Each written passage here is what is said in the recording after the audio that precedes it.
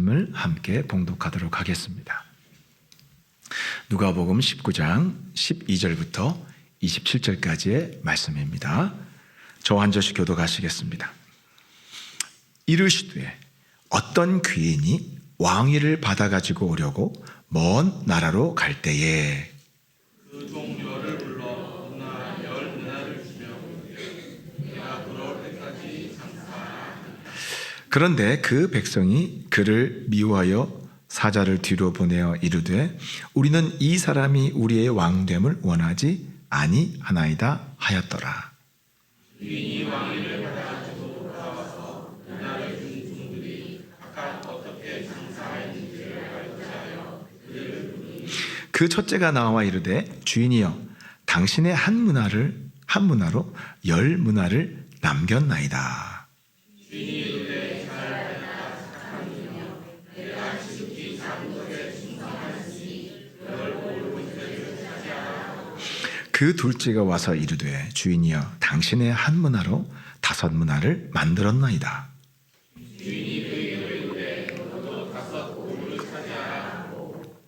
또 한 사람이 와서 이르되 주인이여 보소서 당신의 한 문화가 여기 있나이다. 내가 수건으로 쌓아 두었었나이다. 이는 당신이 영한 사람인 것을 내가 무서워하느라 당신은 주지 않는 것을 취하고 심지 않는 것을 거두느냐. 주인이 이르되 악한 종아 내가 네 말로 너를 심판하노니 너는 내가 두지 않은 것을 취하고 심지 않은 것을 거두는 엄한 사람인 줄로 알았느냐. 그러면 어찌하여 내 돈을 은행에 맡기지 아니하였느냐. 그리하였으면 내가 와서 그 자와 함께 그 돈을 찾았으리라. 곁에 서는 자들에게 이르되 그 한 문화를 빼앗아 10 문화 있는 자에게 주라 하니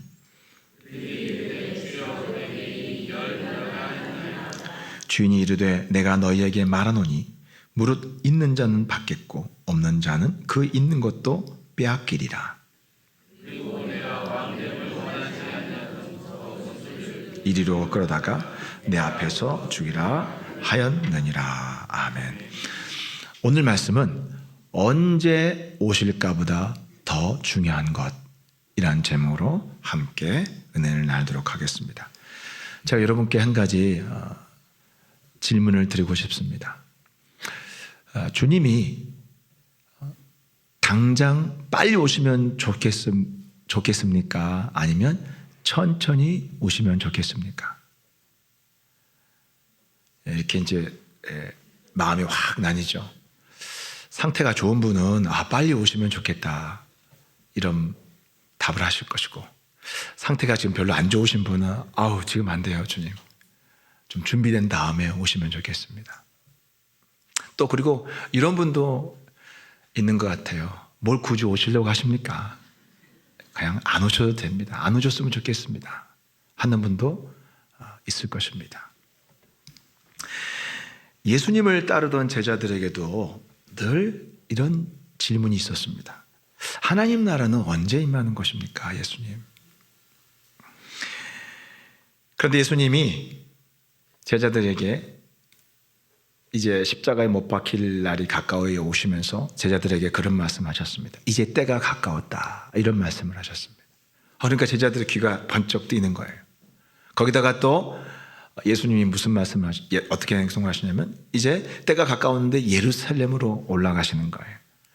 여러분 옛날 다윗 왕이 예루살렘으로 들어가서 거기서 이제 수도를 정하면서 다윗 왕국이 완성이 되었습니다.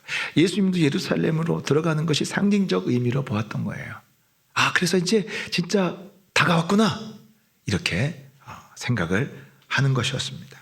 이제 곧 하나님 나라가 임하겠구나 하고 들떠 있었습니다. 그 내용이 누가복음 19장 11절에 있습니다. 다 같이 한번 읽어볼까요? 누가복음 19장 11절 시작. 그들이 이 말씀을 듣고 있을 때에 비유를 더하여 말씀하시니 이는 자기가 예루살렘에 가까이 오셨고 그들은 하나님의 나라가 당장에 나타날 줄로 생각함이더라. 그러니까 예수님이 그들의 마음을 아셨어요. 지금 무슨 생각하고 있는지 너무나 잘 아셨어요. 하나님 나라가 곧 이제 임하고 이제 새로운 세상이 열릴 거다라고 기대하고 있는 마음을 간파하시고 예수님은 오늘 말씀을 통해서 답을 해주시는 거예요. 예수님은 오늘 말씀을 통해서 예수님이 언제 오시나, 그리고 왜 빨리 오시지 않나 하고 우리가 늘 마음속에 물음을 갖고 있는데, 오늘은 주님이 거기에 대한 명백한 대답을 주셨습니다. 아주 분명한 답을 주셨습니다. 오늘 예수님의 답을 깨닫고 확실하게 해결되시기를 주의 이름으로 축복합니다. 먼저 예수님이 오늘 본문을 말씀하신 장소가 좀 특별한 의미가 있습니다. 오늘 예수님이 이 말씀을 하신 장소가 좀 특별한 의미가 있어요. 예수님 지금 어디에서 이 말씀을 하실까요? 혹시 아시는 분 계세요? 바로 삭개오의 집입니다. 삭개오 집 거실에서 말씀하시는 거예요. 오늘 본문은 삭개오 이야기와 연결되어 있어요. 계속 한 흐름으로 이어지고 있어요. 여러분, 삭개오 이야기를 잘 아실 것입니다. 직업이 셀이었던 삭개오는 예수님이 지나가신다는 소식을 듣고 너무 궁금했어요. 예수님이 어떤 분일까? 근데 이 사람은 핸디캡이 키가 작았어요. 그래서 이 삭개오는 키가 작으니까 군중들 틈에 이렇게 아무리 이렇게 뒤꿈치를 들고 서도 안 보이는 거예요. 그래서 이 삭개오가 했던 일이 뭐냐면 나무 위에 올라가서 예수님을 바라봤어요. 그런데 그 군중들이 얼마나 많겠어요. 예수님이 가시는 곳에 하여간 구름대 같이 사람들이 한 번만이라도 만지려고 막 모여들었으니까요.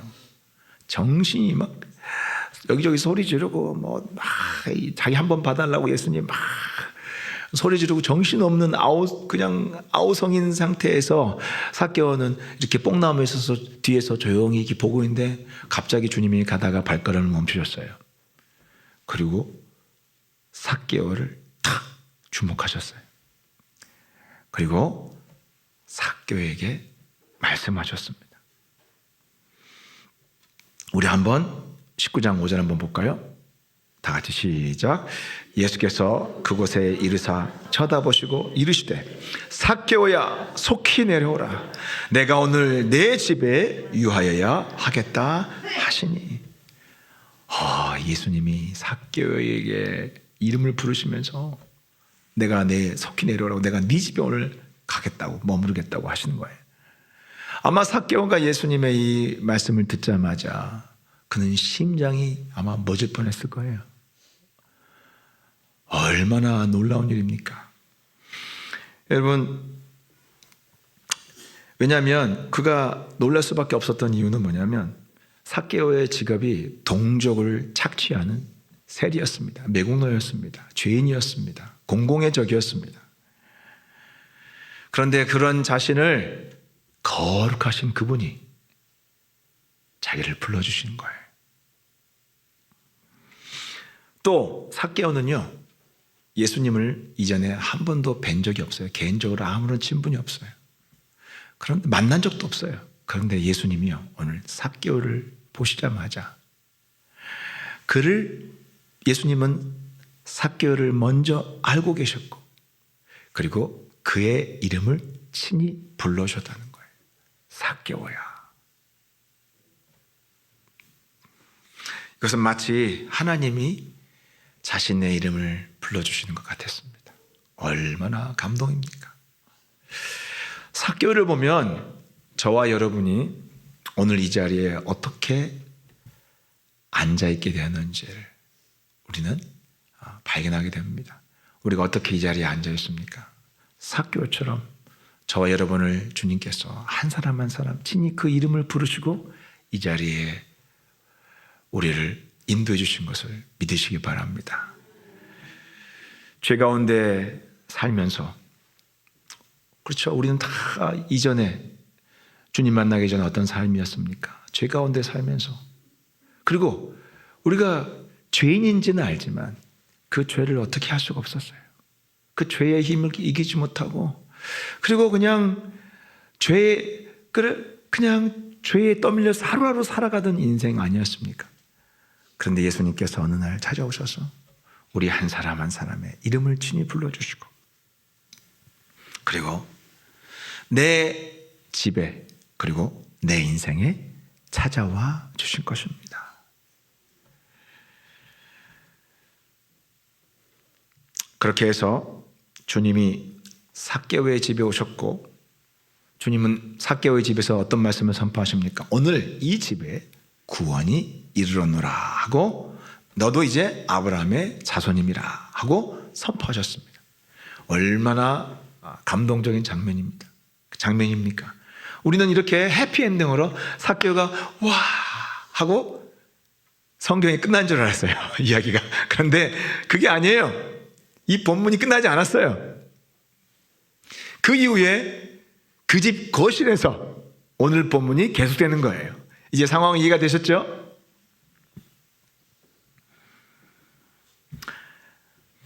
삭개오의 집이 지금 어디 위치에, 어느 지역에 속해 있습니까? 바로 여리고예요. 여리고는 예루살렘으로 올라가는 그 입구에 있어요. 그러니까 예루살렘 올라가려면 반드시 여리고를 거쳐야 됩니다. 관문이에요. 삭개오를 포함해서 모든 제자들이 이제 예수님이 예루살렘으로 올라가시면 새로운 세상 하나님 나라가 임한다고 그렇게 기대를 했던 것입니다. 주님은 그것을 아시고 이 비유를 이제 새롭게 시작하신 것입니다. 이렇게 어떻게 시작하십니까? 우리 12절 한번 볼까요? 12절. 오늘 본문 12절을 읽어보겠습니다. 시작.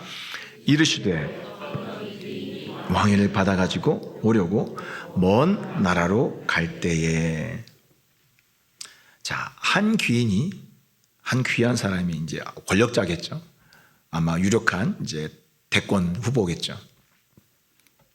그런데 이 사람이 왕위를 얻기 위해서, 아니 왕이 그 나라에서 해결되면 되지 왜 왕위를 얻으려고 먼 나라로 가잖아요. 자, 이거는 사실 유대인들에게 굉장히 익숙한 장면입니다.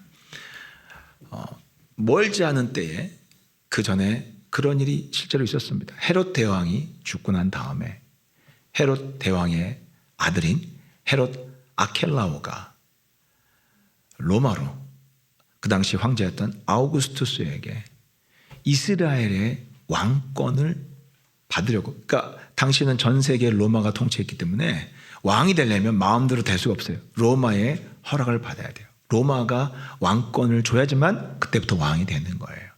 헤롯도 그렇게 해서 왕이 됐어요. 그 아들도 이제 로마의 왕이 책봉을 받으려고 갔습니다. 로마로 가는데 이 헤롯 아켈레오가 이 성격이 포악했어요. 그래서 유대인들을 되게 포악하게 통치를 했고, 또 유대인들이 그것 때문에 굉장히 불만이 많았습니다. 그런데 이 사람이 이제 왕권을 받으러 간다고 하니까 유대인들이 50명의 사신을 모집해 가지고 로마로 따로 보냈어요. 그래서 아우구스투스에게 탄원을 했습니다. 이 사람은 우리의 왕이 되면 안 됩니다. 그랬더니 아우구스투스가 그것을 듣고 이 헤롯 아켈라오를 이스라엘의 왕권을 주지 않고 그거보다 한 단계 더 낮은, 오늘날로 말하면 경기도지사 정도의 분봉왕으로 임명했습니다. 나라의 부분만 통치권을 준 거예요. 그리고 권한도 작아요. 헤롯 아켈라오는 나중에 돌아와가지고 열받아가지고 바로 대제사장을 잘라버렸어요. 그리고 정치보복을 했어요.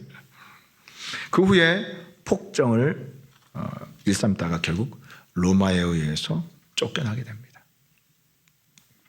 이런 사건이 있었어요. 실제로 로마에 있었고, 그래서 이런 이야기는 이 이야기를 예수님이 한 귀인이 멀리 왕위를 받으러 먼 나라에 갔다는 말씀을 하실 때에 딱 그 그림이 그려졌어요. 아, 그렇구나. 이렇게 귀인이 먼 나라의 왕위를 받으러 갔다는 상황은 예수님이 예루살렘에 들어가시면 곧바로 세상을 심판하시고 하나님 나라를 세우는 것이 아니라는 것을 말씀하고 싶어서 그 상황을 빗대어서 말씀하신 거예요. 한 가지 더 절차가 남은 거예요. 예수님이 십자가에서 죽으시고 부활하신 다음에 바로 새로운 나라를 만드시는 것이 아니라 어디로 가시는 거예요? 하늘로 올라가셔서 하늘에서 왕권을 가지고 이 땅에 다시 재림하셔야 된다는 거예요. 그 과정을 설명하기 위해서 빗대어서 이 비유를 말씀하신 거예요. 그리고 왜 우리 주님이 당장 오시지 않는지를 그 다음에 이 비유를 통해서 우리에게 설명을 해주시는 거예요. 왜 빨리 오지 않으실까? 우리가 생각할 때는 그럼 가서서 빨리 오시면 좋겠는데 왜 빨리 오지 않으실까? 여러분, 이 비유를 잘 들으면 이 속에 그것에 대한 명쾌한 설명이 있습니다. 우리 13절, 14절 읽어보겠습니다. 13, 14절 시작.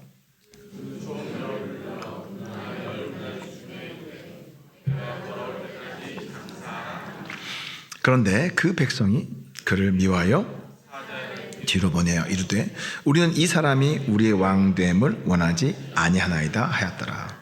귀인은 왕위를 받으러 떠나면서 10명의 종들을 불러가지고 똑같이 각각 한 문화씩을 주면서 이것으로 장사를 해서 이익을 남겨라라고 명령을 하고 왕위를 받으러 갑니다. 자, 그런데 예상하지 못한 상황이 또 발생했어요. 뭡니까? 이 백성들이 이 귀인을 탐탁지 않게 생각했어요. 그래서 따로 은밀하게 특사를 보내가지고 이 왕이 반응을 원치 않는다고 그렇게 사자를 보내서 반대를 합니다.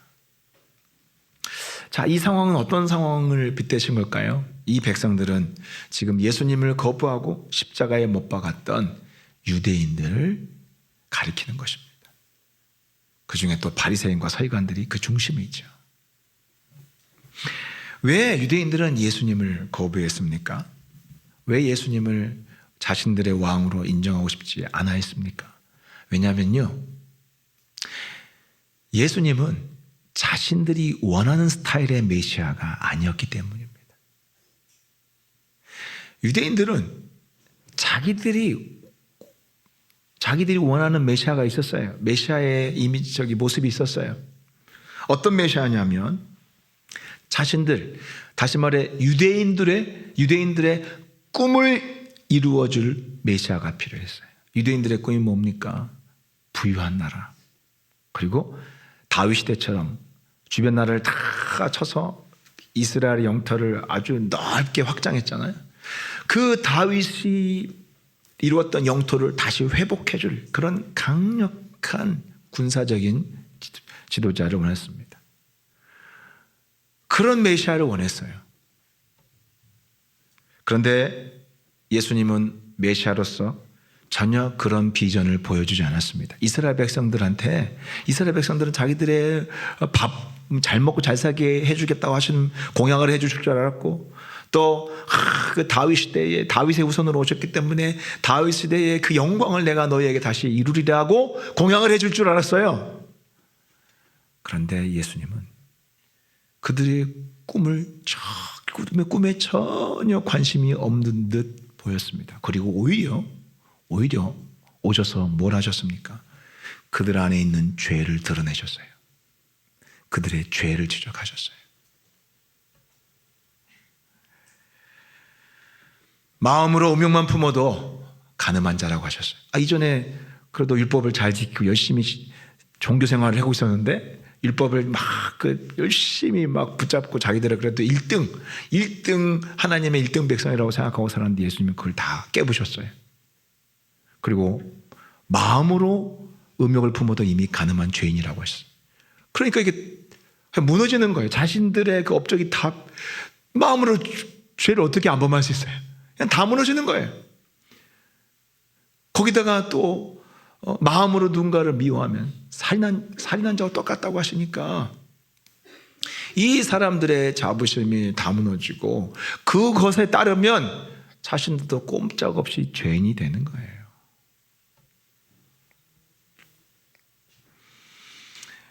자신들이 바랬던 메시아가 아니라 자신들을 너무나 불편하게 만드는 메시아였어요. 이런 분이 왕이 되었다가는 너무나 피곤할 것 같아요. 이런 왕 원치 않는 거예요. 우리는 이런 왕 싫어. 이런 메시아 원치 않아. 이거였습니다. 얼마 전에 어떤 성도님이 이런 말을 했습니다.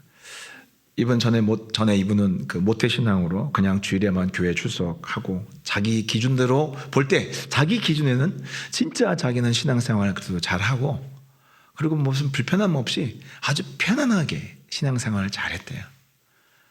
그런데 이제 우리 교회 와서 양육을 받고 훈련을 받고 그러면서 매일 말씀 큐티하고 말씀 읽고 큐티하고 그리고 또 매일 기도하면서 이분에게 일어난 변화가 뭐냐면 점점 주님을 알아가면서 예수님의 말씀을 알아가면서 어떤 변화가 나타났냐면 자기 안에 있던 자기가 그동안 인식하지 못했던 죄가 보이기 시작하더래요.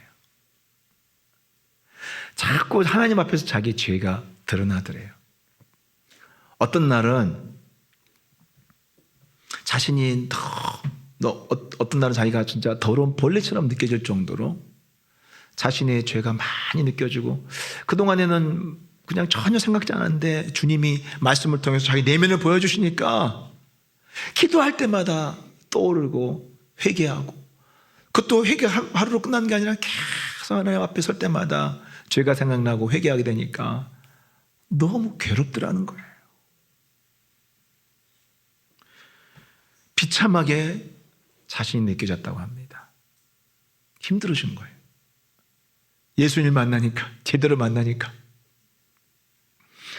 여러분, 예수님 만나면 예전에 보지 못했던 나의 죄가 보이기 시작합니다. 그거 당연한 거예요. 그게 정상이에요. 또 그래서 어떤 때는 참 괴롭습니다. 어떤 때는 참 그냥 주님 앞에 눈물만 흘리는 날도 있어요. 내 자신의 비참한 모습 때문에. 그런데 이 과정이 반드시 필요해요. 왠 줄 아세요? 이 과정이 있어요. 이 과정을 겪어야만 왜 예수님이 나를 구원하기 위해서 십자가에 못 박혀 죽으셔야 했는가? 왜 그 십자가의 죽음 외에는 나를 구원할 방법이 없었는가를 그때서야 절절히 깨닫게 되는 거예요. 방법이 없어요. 예수님이 내 대신에 죽는 것 외에는 나를 어떻게 부분적으로 고칠 수 있는 방법이 없어요. 우리 인간은 철저하게 완전히 오염됐기 때문에요. 부패했기 때문에. 하나님의 공의를 하나도 제대로 행할 수 있는 그런 사람들은 아무도 없어요. 의인이 아무도 없어요. 여러분, 하나님 말씀대로 살아보려고 하면 그거 경험하실 겁니다. 내가 이 말씀 하나라도 완벽하게 지켜보겠다고, 내가 완벽하게 지켜보겠다고 해보세요. 며칠은 돼요. 그런데요, 그거 얼마 못 가요. 결국은 무너짐이 돼 있습니다. 그래서 말씀대로 살아보려고 하면 제대로 말씀대로 순종해 보려고 해야만 내가 얼마나 죄인인 줄 알아요. 근데 순종해 볼 노력을 해보지 않은 사람들은 내가 뭐가 어때서? 왜?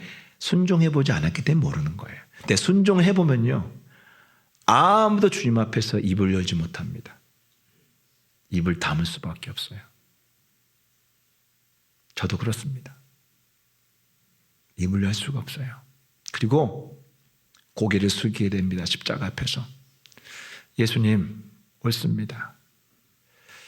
하나님의 아들이 내 대신에 죽는 것 외에는 나를 건지실 방법이 없습니다. 그걸 인정하게 되는 거예요. 유대인들은 두 가지 반응을 보였습니다. 자기 비참한 실상을 깨닫고 회개한 바리새인들은 예수님을 받아들이고 구원을 얻었습니다. 그런데 끝까지 회개를 거부했던 사람들은 어떻게 했습니까? 예수님을 십자가에 못 박았습니다. 너무나 미웠거든요. 예수님이 있으면 내가 죄인임이 불편하고 나를 너무 괴롭게 해. 나를 너무 불편하게 해요. 제거하고 싶었어요. 그게 이 세상이 예수님을 대하는 방식이에요. 둘 중에 하나예요. 중간은 없어요. 하지만 그 결과는 어떻게 되었습니까? 귀인은 모든 방해에도 불구하고 왕이 되어 귀환했습니다. 돌아왔습니다. 그리고 종들을 한 사람씩 불렀습니다. 그리고 내가 전에 너희한테 한 분하씩 맡겼던 거 어떻게 되었는지 결산을 시작합니다. 근데 이게 중요해요. 한꺼번에 모아놓고 결과를 내려가고 하지 않아요. 한 명씩 따로따로 불렀다는 거예요. 이게 중요합니다. 오늘 본문은 결산의 결과가 나와 있습니다. 첫 번째 사람은 한 문화로 10문화를 남겼습니다. 그러자 주인은 그에게 10고울 권세를 줬습니다. 그리고 두 번째 사람은 한 문화로 5문화를 남겼습니다. 그러자 주인은 5고울의 권세를 줬습니다. 그리고 세 번째 종은 한 문화를 그대로 가지고 와서 뭐라고 했습니까? 수건에 싸놓고 아무것도 하지 않았다고 이야기합니다. 결국은 가지고 있는 것도 다 빼앗겼습니다. 여러분, 이 주인이 와서 종들에게 결산을 하는 것이 우리에게 어떤 의미가 있는지 여러분, 주님이 우리에게 주시는 메시지를 잘 들어야 됩니다. 그 메시지는 뭘까요? 첫 번째는 우리 모두가 다 주님 앞에서 한 사람씩 결산하는 날이 반드시 온다는 거예요. 왕이 반드시, 이 귀인이 반드시 돌아왔던 것처럼 우리 주님이 반드시 오셔서 우리 한 사람 한 사람 불러서 결산하는 날이 온다는 거예요. 오늘 주님 그거 경고하시는 것처럼 말씀하시는 거예요. 귀인이 왕위를 받으러 먼 나라에 가서 소식이 없었던 것처럼, 그렇죠? 먼 나라에, 여기 본문에 보면 먼 나라라고 이야기가 되어 있잖아요. 이게 먼 나라가 중요한 의미가 있어요. 멀기 때문에 가서 소식이 바로 들렸을까요? 안 들렸을까요? 안 들렸어요. 한참 이 귀인이 왕위를 받으러 갔다가 소식이 안 들려오는 거예요. 하몽차사예요. 하몽차사.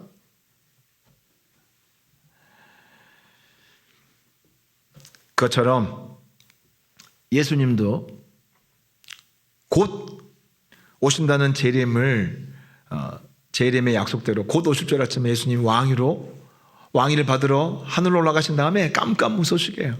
지금도 아직까지 안 오셨잖아요. 곧 오신다고 했는데. 그래서 지금 지금 시대는요, 예수님이 곧 오신다고 하면 사람들이 그렇겠지. 늘 그랬던 것처럼 사람들의 반응이 싸늘해요. 별로 심각하지 않아요. 하지만 그러니까 우리는 그런 상황 속에서 이 10명의 종이 신앙생활을 그 주인의 명을 가지고 살아가는 것처럼 우리도 똑같아요. 첫째와 둘째 종은 먼 나라에 가셔서 언제 올지 기미도 보이지 않았지만 그래도 그들은 열심히 장사를 했습니다. 주인의 명령을 받들고 성실하게 했어요. 그런데 희한하게도 셋째 종은요, 이 앞에 두 종들과 너무나 달랐어요. 아무것도 안 했습니다. 그냥 수군에 싸두었습니다. 왜 안 했는지 주인에게 그 답을 하는데 답이 기가 막힙니다. 우리 21절 한번 볼까요? 21절 한번 보겠습니다. 21절 시작. 이는 당신이 엄한 사람인 것을 무서워함이라. 당신은 두지 않은 것을 취하고 심지 않은 것을 거두나이다. 참 대답이 기가 막혀요. 차라리 주인님 제가 우울증이 있어가지고요, 우울증 약 먹고 그냥 좀 잤어요, 이렇게 말하면 차라리 핑계가 됐을 거예요. 근데 왜 주인 탓을 해요? 주인 탓을 해요. 당신이 엄한 사람이었기 때문에 무서워서 그랬다는 거예요. 여기서 엄한 사람이라는 건 뭐냐면 지독한 사람, 부정적인 의미예요. 아주 난폭한 사람이라서 무서워서 그냥 뒀대요. 혹시 손이 나면 큰일 나니까. 근데 이거는 앞뒤가 맞지 않는 핑계예요. 만약 주인이 조폭두목같이 무서운 사람이라면 무슨 수를 써서라도 이익을 남겨야 되는 거 아니에요? 그게 상식적이지 않아요? 그런데 아무것도 안 하고 그냥 쌓아두었습니다. 모순입니다. 주인도 똑같이 지적을 합니다. 우리 22절 한번 볼까요? 22절 23절 시작. 주인이 이르되 악한 종이야, 내가 내 말로 너를 심판하노니 너는 내가 두지 않은 것을 취하고 심지 않은 것을 거두는 엄한 사람인 줄로 알았느냐? 그러면 어찌하여 내 돈을 은행에 맡기지 아니하였느냐? 그리하였으면 내가 와서 그 이자와 함께 그 돈을 찾았으리라 하고. 그렇게 내가 무서웠다면 최소한 은행 이자라도 벌어야 되지 않았느냐? 그런데 아무것도 하지 않았다니. 이건 뭐라는 걸 알 수 있습니까? 핑계라는 거예요. 그냥 핑계라는 거예요. 다른 이유가 있었던 것입니다. 여러분, 본문 안에서 찾아보면 그가 본문 안에 보면 그가 다른 이유가 있었다는 것을 하나의 실마리가 본문 안에 나와 있습니다. 그가 어떤 다른 이유가 있었을까요? 사실은 주인이 돌아오지 않을 거라고 생각했던 것입니다. 주인이 돌아올 것이라고 그는 믿지 않았던 것입니다. 뭘 보면 아냐면요, 그 앞에서 귀인이 이렇게 멀리 떠날 때에 그곳의 백성들이 어떤 일을 했습니까? 사신을 보내가지고요, 왕이 되는 것을 반대했어요.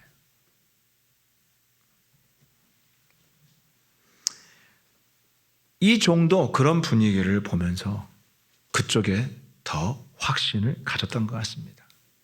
게다가 동네에 가짜 뉴스가 돌았어요. 우리 주인이 가서 결국 왕위를 거절당했대. 들으니까 못 돌아온다는 것 같아. 이런 가짜 뉴스까지 들려오는 거예요. 그러니까 다른 종들은 열심히 지금 그거 상관없이 열심히 주인의 명령에 충성을 다하면서 있었지만, 열심히 했었지만, 그런데 이 셋째 종은요, 그냥 분위기에 휩쓸렸어요. 그럴 수도 있겠다. 사람들의 소문을 믿고, 그리고 그냥 안일하게 지내면서 그래, 그럼 좀 더 그냥 나중에 생각하자. 그냥 안일하게 시간만 까먹고 세월만 보내고 있었어요. 여러분, 그러다 보면 또 어떤 일이 생깁니까? 우리 가정에 살다 보면 맨날 집에 일이 있잖아요. 자식들 또 키워야 되고 학교 보내야 되고 분주한 일이 엄청 많아요. 우리의 삶의 일도 또 이게 우리가 신경을 안 쓰면 항상 그 시간이 비는 게 아니라 또 바쁜 일이 생겨요. 막 바쁘게 자기 개인 일에 바쁘게 살았어요. 그런데 아플싸 갑자기 안 올 것 같았던, 다시는 안 올 것 같은 그 주인이 갑자기 왕권을 가지고 귀환해서 돌아온 거예요. 우리도 이렇게 세 번째 종같이 될 수 있습니다. 예수님은 이 일에 대해서 우리에게 분명하게 경고를 하셨습니다. 우리 마태복음 24장 42절 44절까지 읽어보겠습니다. 시작. 그러므로 깨어있으라. 어느 날에 너희 주가 임할는지 너희가 알지 못함이니라. 너희도 아는 바니 만일 집주인이 도둑이 어느 시각에 올 줄을 알았더라면 깨어있어 그 집을 뚫지 못하게 하였으리라. 이러므로 너희도 준비하고 있으라. 생각지 않은 때에 인자가 오리라. 여러분, 이 말씀을 얼마나 진지하게 새기고 있습니까? 혹시 세 번째 종처럼 주님 앞에서 결산하는 날이 과연 올까? 반신반의하고 남의 이야기처럼 생각하고 살지는 않습니까? 또 혹시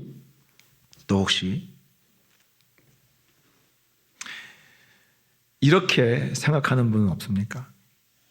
신앙생활이라는 것이 그냥 예수님 믿고 구원받고 천국 들어가면 그게 전부 아니야?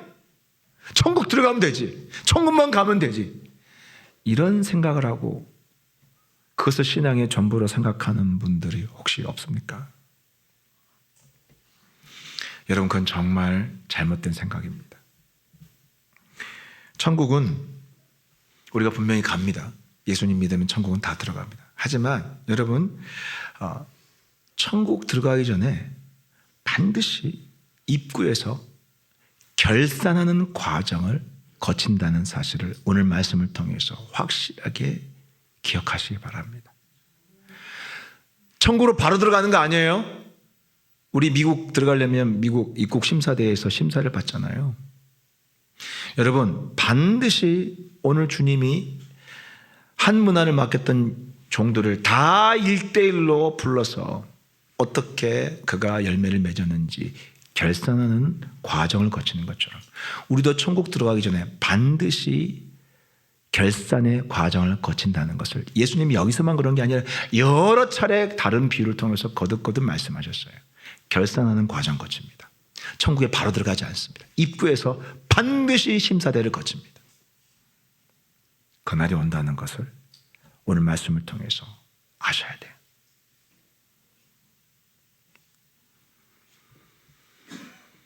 그 결산을 반드시 준비하셔야 됩니다. 오늘 말씀 제가 전했습니다. 전 전했어요. 못 들었다고 하시면 안 돼요. 전 분명히 전했습니다. 결산하는 날이 반드시 있습니다. 이 비유의 두 번째 메시지는요, 천국의 주인공들이 누구인가 하는 거예요. 천국의 주인공들이 누군 줄 아세요? 바로 이 땅에서 예수님께 충성을 다하는 자들이에요.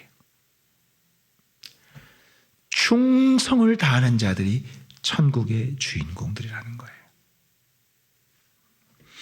마태복음 25장 달란트 비유에는 금 5달란트, 2달란트, 1달란트를 나눠준 장면이 나옵니다. 그리고 오늘 본문의 문화 비유에는 10명에게 똑같이 한 문화씩 나눠줍니다. 자, 두 비유가 비슷해 보이지만 강조하는 포인트가 달라요. 여러분, 금 1달란트가 마태복음 25장에 나오는 금 1달란트의 금 1달란트 가치가 금 33kg입니다. 그러니까 오늘날로 대충 환산을 하면 50억 가치예요. 금 1달란트가. 그리고 오늘 한 문화는 뭐냐면 노동자 100일치의 가치예요. 그러니까 일당을 10만 원 치면 100일이면 얼마? 약 1000만 원 정도 되는 거예요. 그러면 왜 비슷해 보이지만 왜 가치를 다르게 했느냐? 왜 마태복음 25장에서는 달란트 비유를 했느냐? 그만큼 주님이 주신 우리에게 각 사람에게 나눠주신 은사와 또 달란트가 하나님 우리에게 주신 것이 귀하다는 측면을 강조하기 위해서 달란트 가치로 비유했습니다. 그런데 오늘 문화는 뭐냐면 거기에 비하면 상대적으로 너무나 작은 거예요. 지극히 작은 금액을 작은 것이라는 의미를 강조하기 위해서 문화 비유를 쓰신 거예요. 여러분 50억 대 1000만 원이에요. 1000만 원 가지고 장사하려면 50억 가지고 장사할 때도 할만해요. 1000만 원 가지고 장사하는 건 사실 지금도 1000만 원 가지고 사업한다는 게 이게 쉽지 않은 일이에요. 가게 세도 제대로 못 얻어요.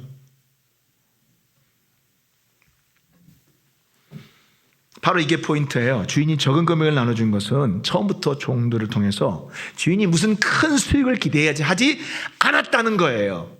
주인은 종들에게 한 문화 나눠주면서 엄청난 수익을 기대한 적이 없어요. 그러면 주인이 처음부터 작은 금액을 나눠주면서 기대했던 건 뭐냐? 뭐겠어요? 그 작은 금액을 가지고 어떻게 충성하는가를 보고 싶었던 거예요. 수익이 아니에요.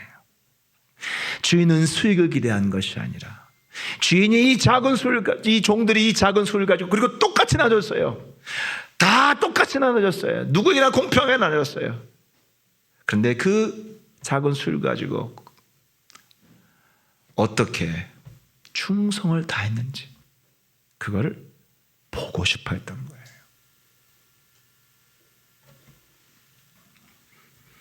그래서 그들에 대한 칭찬도 얼마나 많이 벌었는가에 대해 금액에 대해서 칭찬하지 않아요. 그리고 이들이 각 사람이 얼마나 뛰어난 능력을 가졌는지에서 칭찬하지 않으세요. 우리 17절을 보겠습니다. 다 같이 17절 보겠습니다. 시작. 주인이 이르되 잘하였도다 착한 종이여 내가 지극히 작은 것에 뭐하였으니? 충성하였으니 10골 권세를 차지하라. 예수님이 칭찬하신 건 뭐예요? 바로 충성이에요. 주인이 칭찬한 건 충성이에요.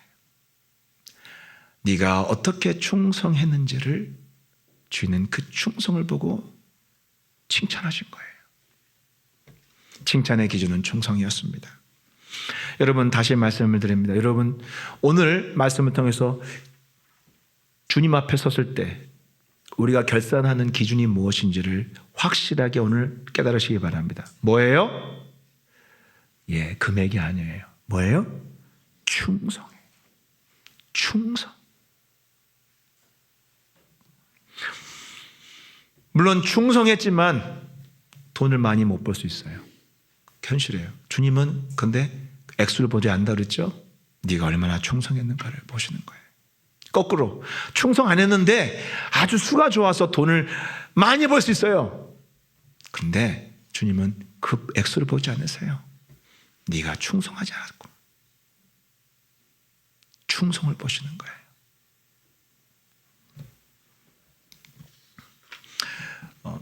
주영훈이라는 연예인이 있습니다. 여러분 혹시 아시는 분인지 모르겠습니다. 그 새롭게 하소서를 보는 MC고 전에 유명한 작곡가로 방송에 많이 나왔던 사람입니다. 근데 보니까 몰랐는데 이분의 아버님이 개척교회 목사님이셨더라고요. 개척교회 목사님이세요. 아버지의 그 개척교회 이야기를 하면서 눈물을 이렇게 흘리는데 참 마음 아픈 가슴 아픈 시간들을 많이 보냈더라고요. 아버지는 그 법무사로 여기 활동하시다가 은혜 받고 이제 목회로 헌신을 했습니다. 강남에 있는 집을 아주 빨리 미국 가서 이제 그 하나님의 부르심대로 미국 가서 목회하려고 이제 빨리 처분하느라고 아주 헐값에 처분하고 미국 가가지고 개척교회를 했는데 교회가 그러니까 30년 개척교회를 했대요. 여러분 개척교회가 어느 정도 시간이 지나면 개척교회가 아니잖아요. 근데 30년을 개척교회를 그러니까 은퇴하실 때까지 몇십 명도 안 됐던 거예요. 그러니까 참 고생을 많이 하셨더라고요. 그런데 그 아버지의 한결같은 모습이 뭐냐면 그 작은 개척교회 사모님도 참 많이 고생을 하셨을 텐데 그 개척교회를 30년 동안 하시면서 어려워도 흐트러지지 않고 말씀 그리고 기도하는 일에 전무하고 그 자리를 지키면서 끝까지 충성스러운 모습을 보였던 그 아버지에 대해서 자부심을 가지고 또 감사하는 그런 간증이었습니다.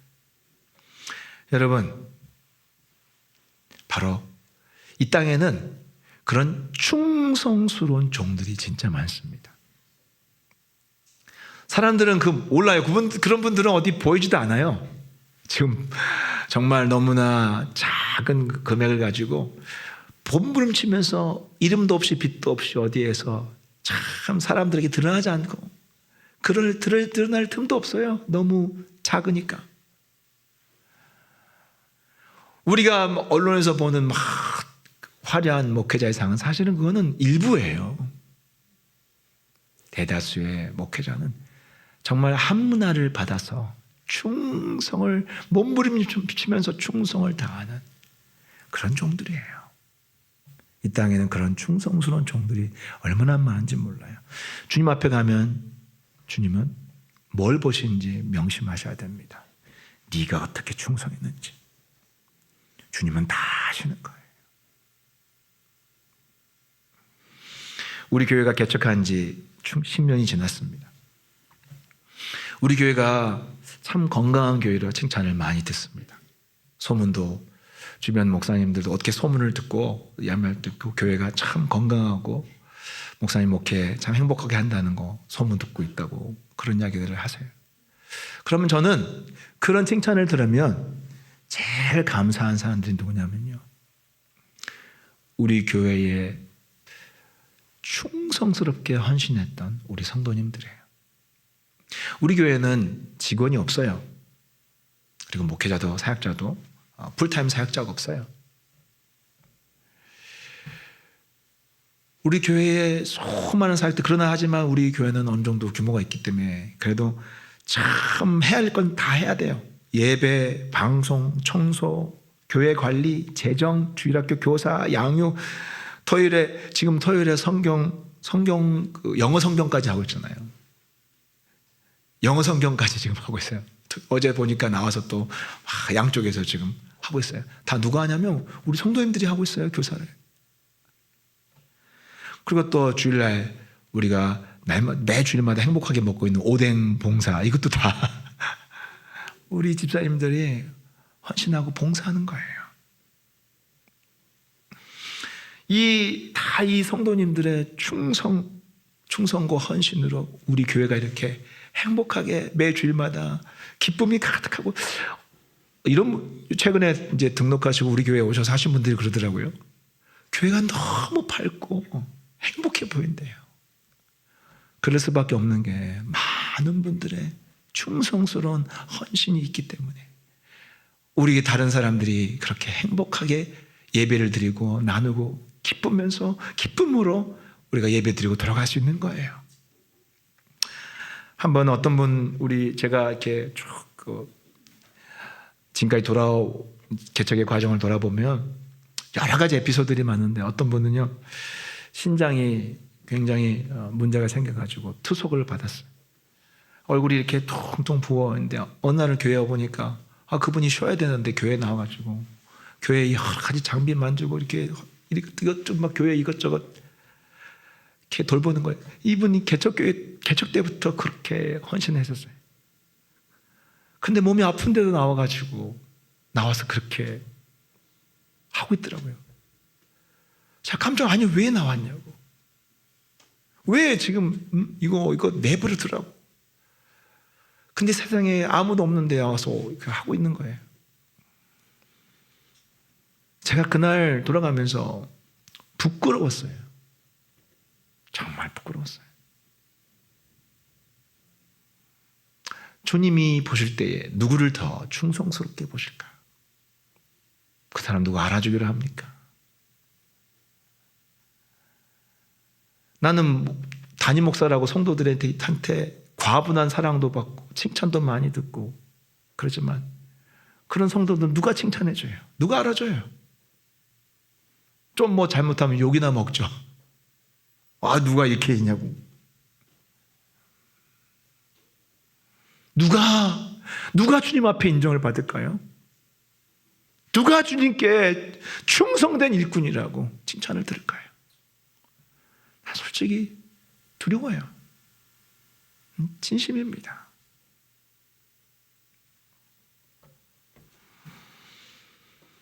오늘 주님은요, 이렇게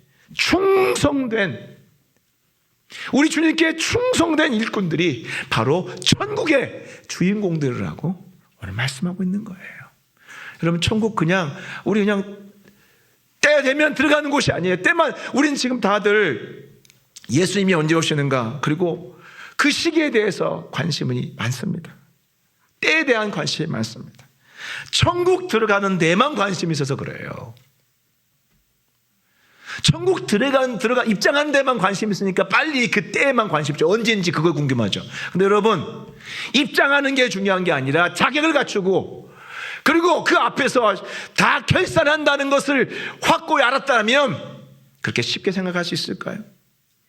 내가 지금 충성하고 있는가, 충성하고 있지 않는가를, 주님께 얼마나 충성하고 살고 있는가를 나중에 주님 앞에 서서 결산하는 날이 온다는 걸 생각한다면 그렇게 가볍게 생각할 수 있을까요? 그렇게 부담 없이 살 수 있을까요? 주님하고 아무 상관없이 주님 뭐라고 하든 나는 그냥 열심히 살고 천국만 들어가면 되지, 이렇게 살 수 있을까요?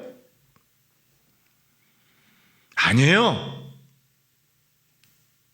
우리 주님의 관심은요, 언제 하나님 나라 천국을 세우냐가 중요한 게 아니에요. 우리 주님의 관심은 뭔 줄 아세요?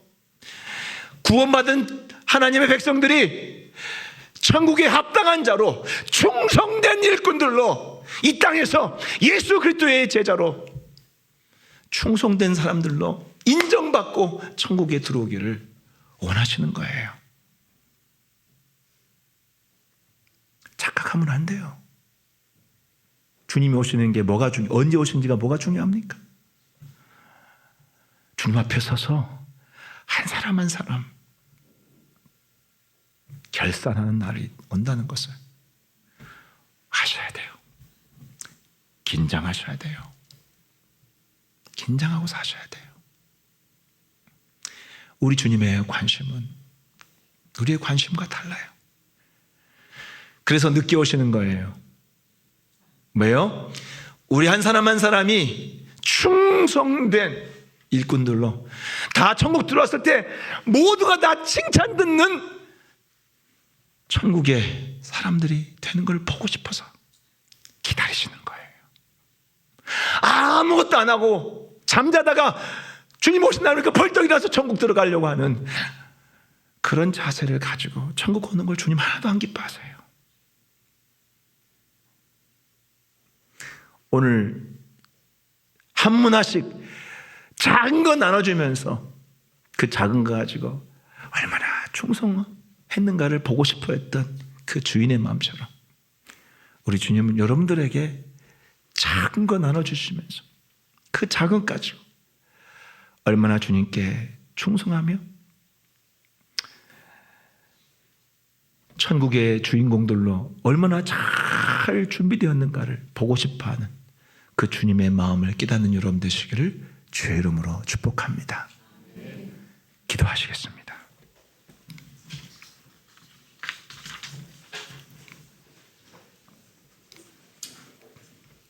우리 시간에 기도할 때에